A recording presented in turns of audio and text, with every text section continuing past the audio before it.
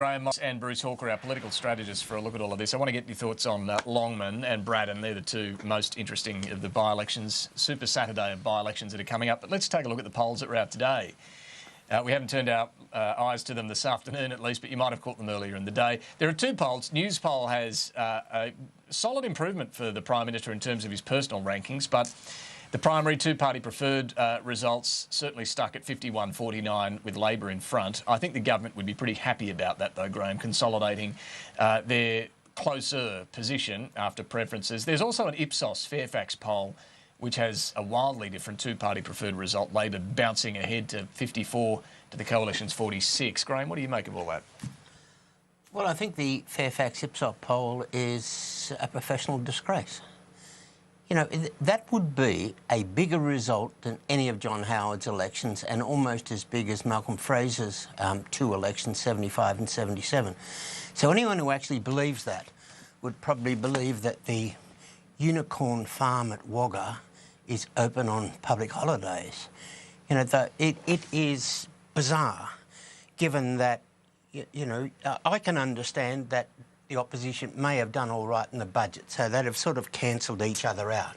But it was also the period when Mr Shorten found that despite everything he'd said, you know, some of his backbenchers should not have been in the parliament.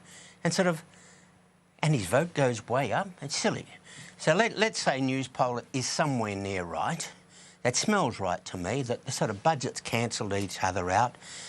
Mr Turnbull sort of went up a bit, which would make everybody happy. But it just shows you again, people have to be very, very careful about looking at polls and chasing them. Yeah, you can get rogue polls from time to time, Bruce. Do you reckon that's what this Ipsos one is today? How much stock do you put in it? Well, I think it was actually 53-47 when you counted the preferences that the respondents, nominated.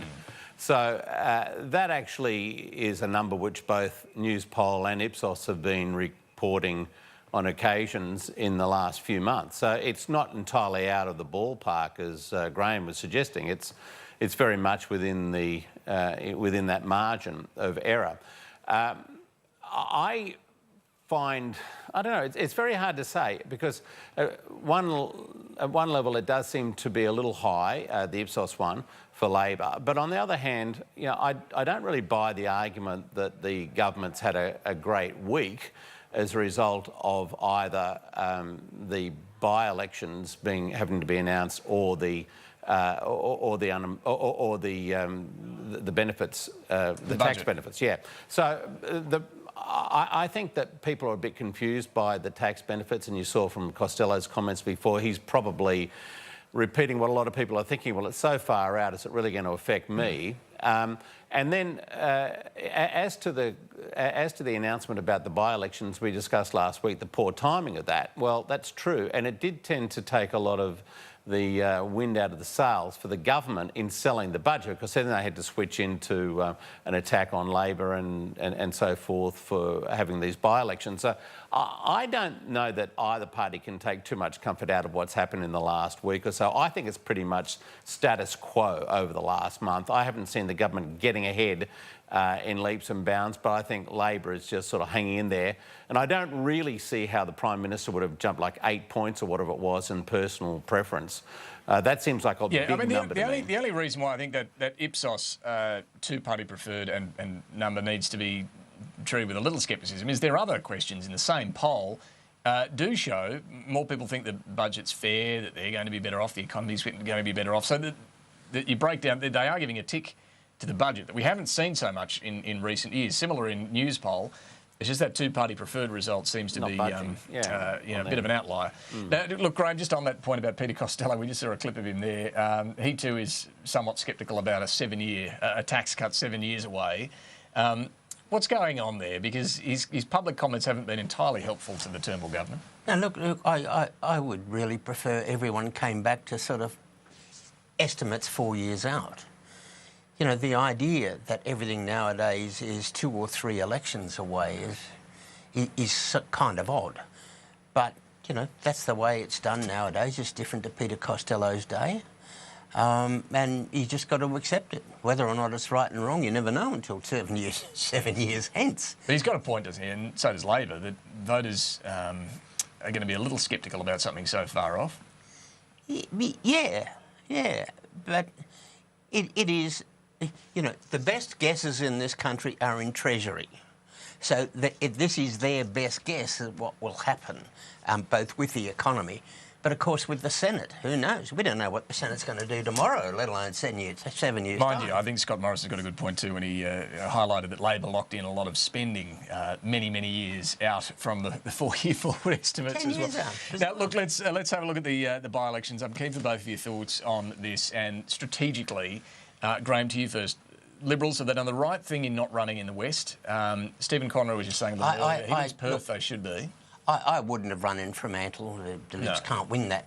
But, you know, we held Perth for a lovely bloke named Ross McLean held it for 3 terms once, Perth. So that surprises me a little bit. I would have run in Perth. It's only 3.5%. Bit of money, though. And yeah, I'd have run. And then you get to the other ones, which get very exciting. Longman, as I think you said before, Pauline Hanson last time preference against the Liberal Party. She didn't like White Roy much, no. So this time, Jingo's, and it's a Labor seat by a whisker. If she switches, then the Liberal candidate, I think, is entitled to be very excited. In Braddon, look, it depends who the candidate is. If it's Brett Whiteley, who used to hold the seat for the Liberal Party until the last election, that will be very, very, very close. And you get to the magic one, which is Mayo, which is the former Xenophon sitting member, up possibly against Alexander Downer's daughter, and she's fantastic. So, you know, there's... She should win that one, shouldn't she? I mean, the Xenophon brand is sort of falling apart. Rebecca Sharkey may have done well as a local member. Look, I'm told she's not too bad on the ground, but I don't know. You know, I reckon, and, you know, the campaign directors for the coalition could do what they like, but I reckon there is a very, very powerful basic message in all of this, and that is put your voice into government. Now, none of those seats at the moment are in government. They ought to be in government.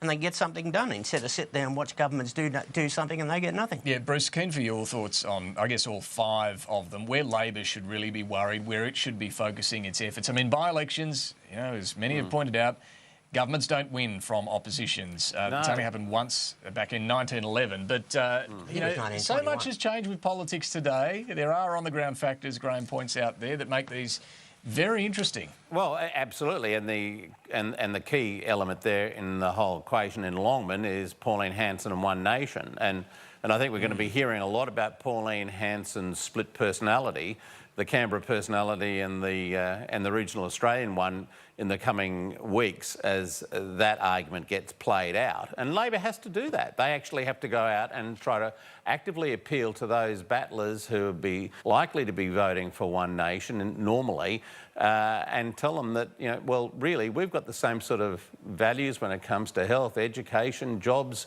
and so forth. Yeah, and look, it's gloves off in terms of that. We saw Bill Shorten and Jim Chalmers hopping into Pauline Hanson, making the point you're making there, but she also, when you bring this up, tweeted an image of Bill Shorten with the words "Terror Bill," pointing out that he's working with the Greens to weaken Australia's borders. I'm sure that's not how Labor would put it, but very bluntly they're saying, you know, "Terror Bill."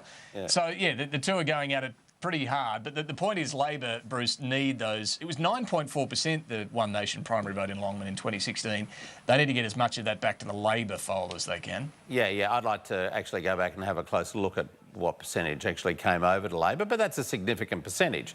Having said that, this is a by-election, and in a by-election you generally perform better, as you said, from opposition than from the government. So all those factors mean that this is a seat which is very much in play.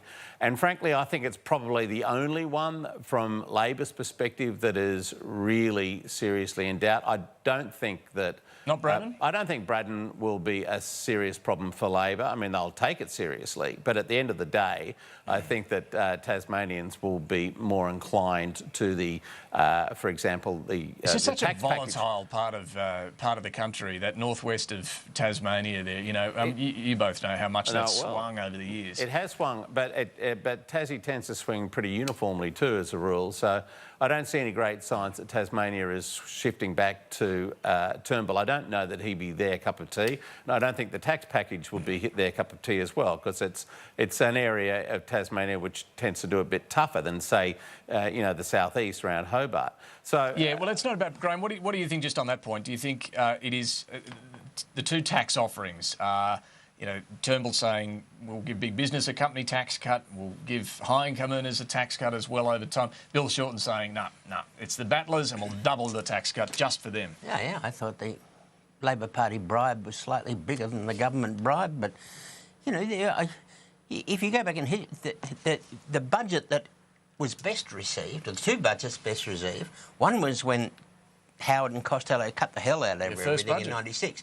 The second best was when they gave all the money to the people and they never survived to the next budget. The people threw them out. So it's a bit all over the place. So, look, no. That was several years 4 later. elections later. Yeah. But I do think that this is a bit awkward for both leaders. But could it be that Mr Shorten would be the first opposition leader in 100 years to actually lose a seat to the government? Now, that would make Anthony Albanese get very excited, I think.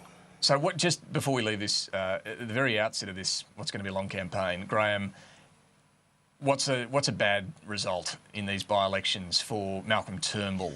Yeah, well, the average swing is, say 3.5%, 4%. Yeah. So anything more than that in each of the seats, people will be saying, well, what happened there? Was it because of the government? Did something go wrong? Was it the candidate? So if he gets a 5+% swing against the government, that's a worry. I think any huge swings against the government, people would be saying, well, why? Yeah, and Bruce, the reverse is also true. Yeah, what do you think a bad result is for Bill Shorten? Similar sort of, obviously losing a seat would be a terrible result. Losing a seat would be difficult in all the circumstances, and he knows that, and they've got to go out there and fight hard for Longman. I mean, the government's woozed out in the West anyway, so you're talking about swings against the government. We won't know in the West because they've failed to field a candidate in either of those key seats. So forget that. I think Mayo, though, if Sharkey can hold on in Mayo, that would be a very poor result for the government. And that's really the only one that would worry them, I think. If they lost badly in Mayo again, that would be a bad result for the government because it would be a serious reflection on Turnbull. Just a quick one before we go, Grahame. Jane Prentice has lost pre-selection. She's an assistant minister, and of course, she's a woman. And the Liberals do have a problem when it comes to the number of women in Parliament. But there's no evidence there was anything shonky in the pre-selection. She was beaten pretty soundly. What do you reckon? 250 to 103. That's not even close. Look, there are 7 things a politician has to do to be successful in politics. But the first one is to make sure your branches are OK, because they giveth and they taketh away. Look, she's been very good to clients of mine and whatnot in the Parliament as an assistant minister. But Jingos, that is a terrible result for her, and it's disappointing. But there are some suggestions that she had let it be known to a few people that this might be her last term, and then she changed her mind. We're not quite sure, but that is a hidey. But this women's thing is starting to annoy me. The idea that women cannot be successful, unless they spend 2/3 of a year in this bloody building in Canberra. Rubbish.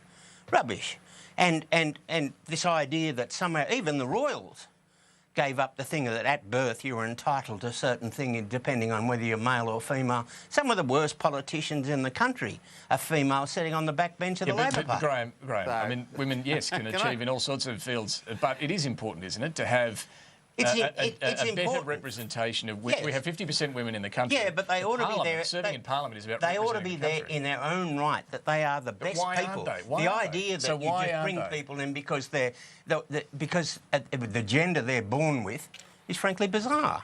And the idea. So why aren't they? Why aren't there more women in the Liberal Party? Because a lot of women don't think that going to Canberra for 2/3 of the year is the best they can do with their life. So it's their choice. Of course it is. I would love more women to stand for pre-selection. Women only have themselves to blame.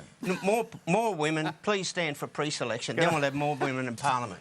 Well, can I just say, not wrong. I mean, if more women did stand successfully for pre-selection, Bruce, there would be more women here. But just a quick response on that, 'cause we've got to go. Well, Labor actually has a system of quotas to assist women. Now there are 48% women in the House and the Senate. Grahame thinks that women's place is in the home. Women think women's place is in the House of Representatives, and that's really where we need to have more women. And I think this is an ugly distraction for Turnbull. All right. Yeah, don't disagree with that. We've got to go. We'll catch up next week. Bruce, Grahame, thanks for joining us this afternoon. Quick break and back with the last word.